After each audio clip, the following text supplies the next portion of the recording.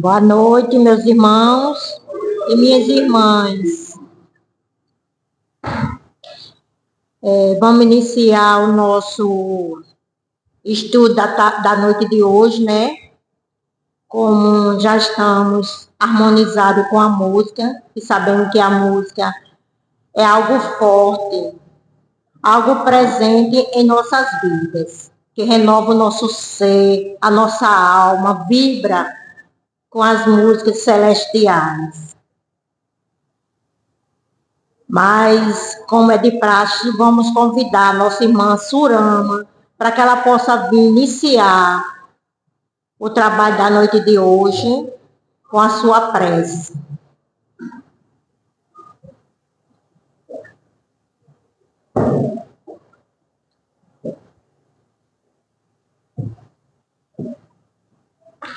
Boa noite a todos. Vamos acerenar as nossas mentes, mentalizar o Mestre Jesus e agradecer por mais essa oportunidade de estarmos aqui reunidos. Agradecer a Deus pelo dia de hoje, pelo dom da vida, pela oportunidade de estarmos reencarnados, buscando o nosso melhoramento, que possamos aproveitar toda a exposição da noite de hoje para nosso aprendizado e para o nosso aprimoramento. Que os espíritos assistam à palestrante dessa noite e que a paz do nosso Senhor esteja conosco. Assim seja. Eu vou convidar a nossa irmã Eline para vir para a mesa, para que vocês possam olhar melhor para a nossa irmã. Seja bem-vinda. E eu vou só ler uma mensagenzinha bem curtinha aqui, de 1 minuto com Jesus, de Pastorinho. E a mensagem começa dizendo: aproxima-se Pedro e diz: Senhor, quantas vezes errará meu irmão contra mim? E o relevarei. Até 7 vezes? Disse-lhe Jesus: não te digo até 7 vezes, mas 70 vezes 7 vezes. Isso está escrito em Mateus, no versículo 18, e no capítulo 21 e 22. A mensaginha é pequena, mas é uma mensagem muito composta para nos fortalecer e renovar. Porque estamos vivendo muito isso no nosso dia a dia. Decepções, amargura, tristeza. E a mensagem vem nos fortalecer. Então, começa dizendo: um amigo lhe causou decepção. Não esperava isso de quem lhe mereceu tanta confiança. Você talvez tenha esquecido que ele é humano e, como tal, sujeito a quedas. Sempre foi assim. Jesus terá se decepcionado com a traição de Judas ou com a negação de Pedro? Temos que amar, respeitar e admirar e compreender o nosso próximo. Todas as pessoas são falíveis, mesmo aquelas que consideramos superiores ou superintendentes. Compreenda seu irmão e perdoe. Ele tem pontos vulneráveis e não é perfeito. Evite o comentário sobre o incidente e perdoe e esqueça. Então, é uma mensagem bem pequena, mas nos mostrando, né, o valor do perdão. Porque muitas vezes realmente acontece um equívoco, né, entre algumas pessoas, e nós, em vez de aquela pessoa tentar conversar, se expressar, explicar, não. Saímos divulgando uma coisa que às vezes gera outros conflitos. Então a mensagenzinha está aqui nos chamando a atenção para que possamos ser compreensível, amável com o outro, tentarmos perdoarmos quantas vezes for necessário. Esse é o propósito de Deus, porque a partir do momento que nós tivermos essa consideração pelo outro, muitas coisas também vai mudar. Muitas coisas será diferente, porque às vezes é só um modo da pessoa se expressar. Às vezes a pessoa não quer nem dizer aquilo daquela forma e a gente aceita aquilo como uma pedrada. Em vez de perdoar, aumentamos, denegrimos mais a imagem do outro. E nós aqui estamos para compreender, para amar e respeitar. Aprendemos esses ensinamentos. O Mestre já veio ao nosso mundo há mais de 2000 anos para nos ensinar o amor. E é o que nós estamos precisando. Até no tempo atual hoje, compreendermos o próximo, amar, para que possamos todos serem felizes. Enquanto não acontecer essa união, esse amor entre irmãos, entre nós, ainda não vamos almejar essa paz tão desejada que nós esperamos tanto alcançar. Então fica essa reflexão para a noite de hoje, para que possamos reforçar o perdão, a compreensão, a tolerância, o amor, o respeito ao próximo. E vou passar a palavra agora à nossa irmã Eline, para que ela possa iniciar o que ela tem de bom, que ela estudou para trazer para nós. Que Jesus nos abençoe e nos proteja. Pode ir.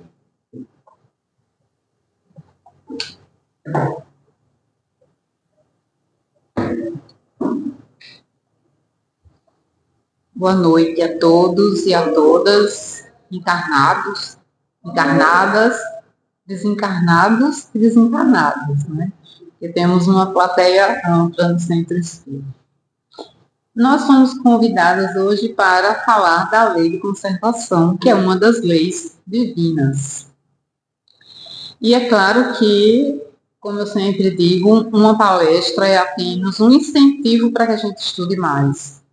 Ela vai estar no Livro dos Espíritos, não é? E é muito interessante que a gente fique curioso, curiosa, para entender um pouco mais. São apenas pinceladas, porque a gente sabe que a doutrina espírita é ampla e que a gente traz apenas o resumo, e não só um resumo, mas uma visão particular, né? Cada pessoa que expositora que sobe aqui vai trazer sua visão particular. E como eu sempre digo, é bom a gente ler de primeira mão, para a gente fazer a nossa própria interpretação, né? A gente ter conhecimento de primeira mão. Então, vamos lá. Para a gente entender, a gente vai ver que, primeiro, lá no Livro dos Espíritos, Kardec vai falar de lei de conservação, mas sempre fazendo um paralelo com a lei de destruição, né? Que é meio difícil a gente entender somente a lei de conservação sozinha. Mas é só para a gente entender isso e a gente começar a nossa discussão a respeito disso aí. Então, a lei da destruição tem lá, né, na questão 735, quando ele diz que toda destruição que ultrapassa os limites da necessidade é uma violação das leis de Deus. Ele não fala que a lei de destruição não é lícita, pelo contrário, né, é uma necessidade, a gente vai ver ao longo do desenrolar da exposição que é uma necessidade, mas é esse excesso, né, quando ultrapassa esses limites. E a conservação também é uma lei outorgada por Deus para que nós, suas criaturas, tenhamos consciência, né, dela, da necessidade dessa conservação, visando o quê? O nosso próprio aperfeiçoamento, como as demais leis divinas. E aí Kardec vai falar do instinto e dos meios de conservação. porque é necessário. Uma criança, por exemplo, ela se expõe mais ao perigo, porque ela ainda não tem essa consciência. Ela está retomando, né, um corpo material para um novo aprendizado. Então, é sim, ele fala também, que às vezes a gente fica muito apegado à questão, às polaridades, né? É preto, é branco, é bom, é mal, e não existe esse tipo de polaridade. É como a gente usa aquela energia. Então, sim, ele fala que sim, é natural o desejo de bem-estar. Todo mundo quer estar bem. Todo mundo, como diz a nossa própria lei humana, tem direito à habitação, tem direito à saúde. Infelizmente, a gente não chegou a esse ponto, mas a própria lei humana já reconhece que a gente tem direito à habitação, saúde, educação e outras tantas coisas que nos dão bem-estar. E aí ele fala que Deus vai só proibir o abuso, porque o abuso, né, é que é contrário à lei da conservação, como a gente já viu bem no início. Ele não vai condenar a gente procurar esse bem-estar, a não ser que esse bem-estar individual seja conseguido à custa de outras pessoas, que infelizmente a gente vê muito, ou quando a gente excede, né, as nossas próprias forças físicas ou morais.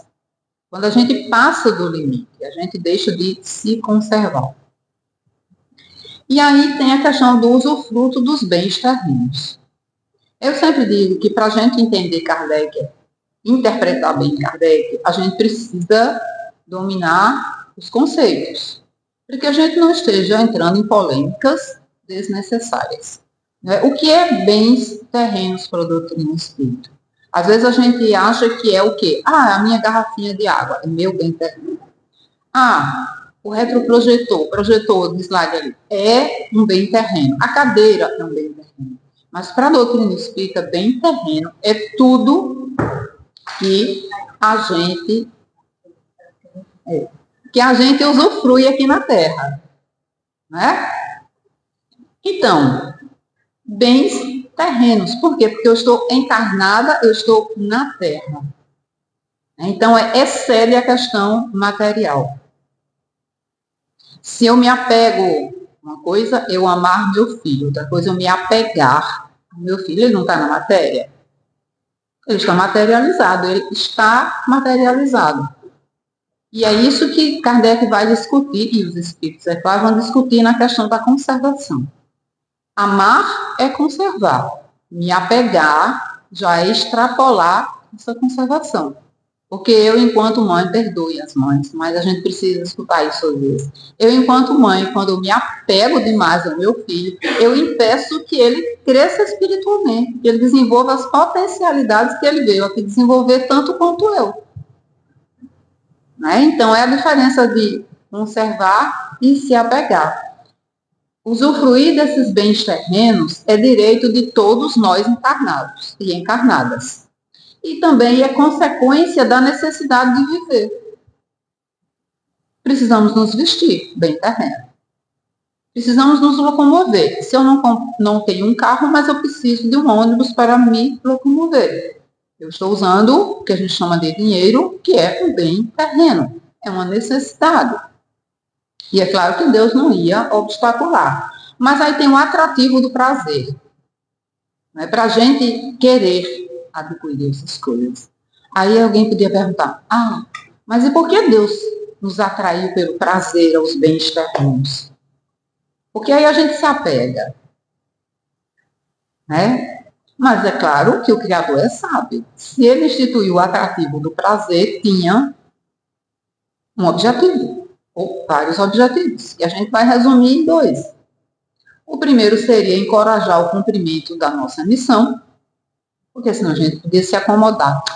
Não quero não. Tá tudo bem. Não, eu não vou fazer isso não. Tem quem me dê. Essas coisinhas assim de humanos. E impulsionar a nossa capacidade de discernir entre o uso e o abuso.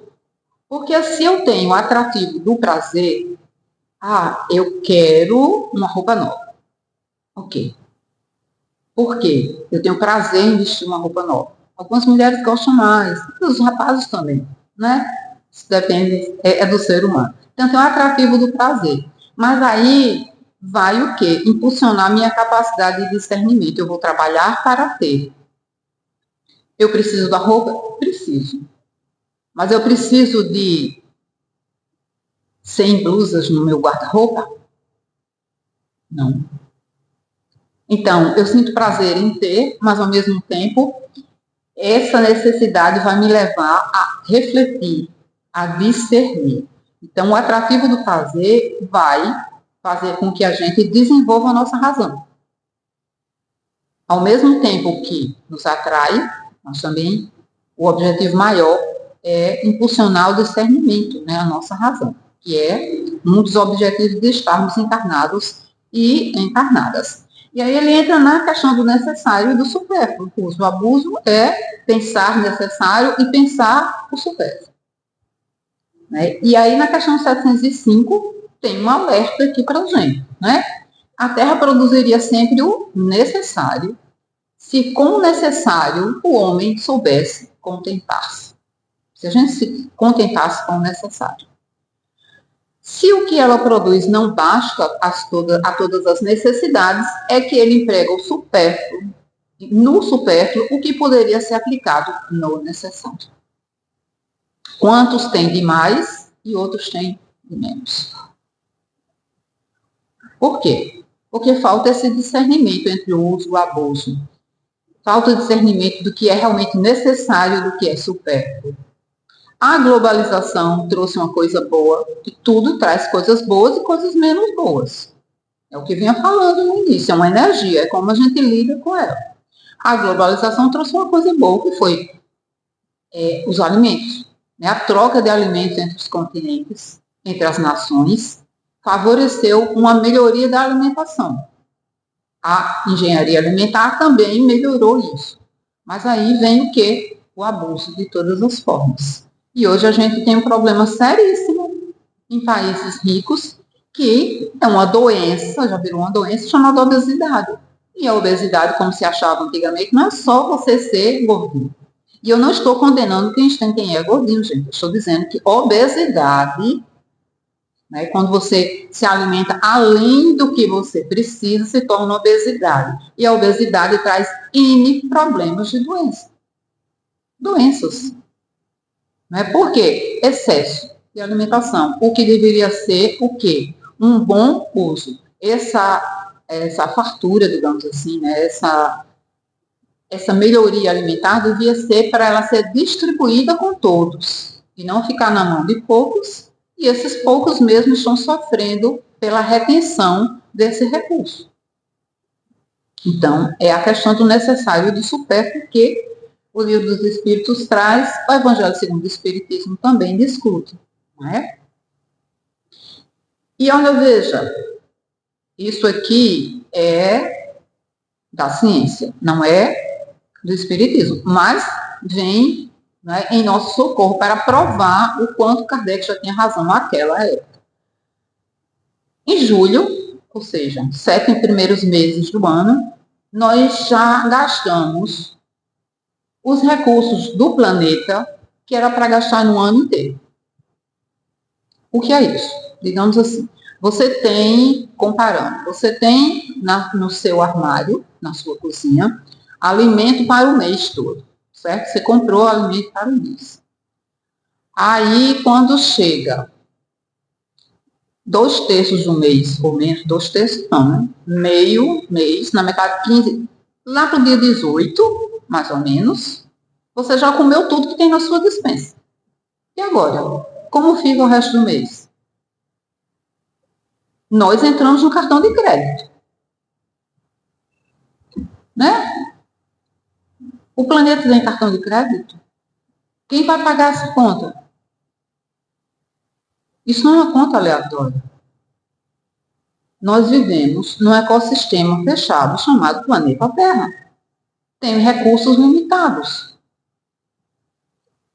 Em 7 meses, este ano, a gente já tinha gastado todos os recursos do ano inteiro em julho, no fim de julho.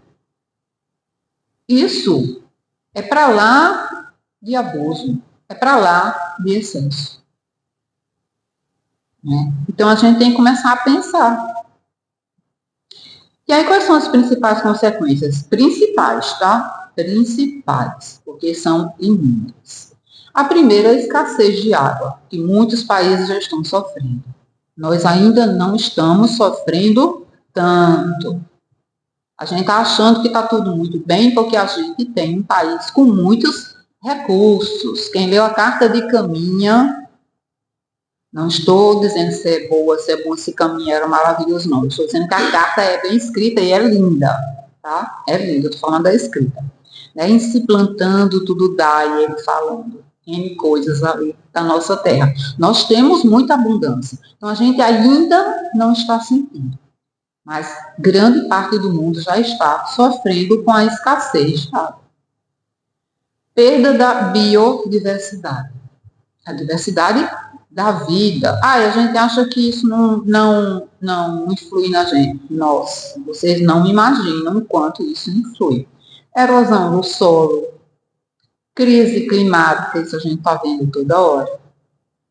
Nosso clima não está, mesmo aqui no Brasil, não está como antes. A gente está vendo aí, quem assiste jornal toda hora. Quem não assiste, como eu, que optou de não ver mais TV. Mas mesmo assim as notícias chegam, ok? Incapacidade de absorção de resíduos. Resíduo é lixo que a gente produz. Esse é um problema enorme, sabe? O fundo dos oceanos, as profundezas abissais, que agora que a gente está indo, conseguindo instrumentos para chegar até lá, que o ser humano nem consegue, manda máquinas, já se encontrou plástico. Olha que coisa absurda. Imagine no mais raso. E aí matam outros biomas, outros ecossistemas.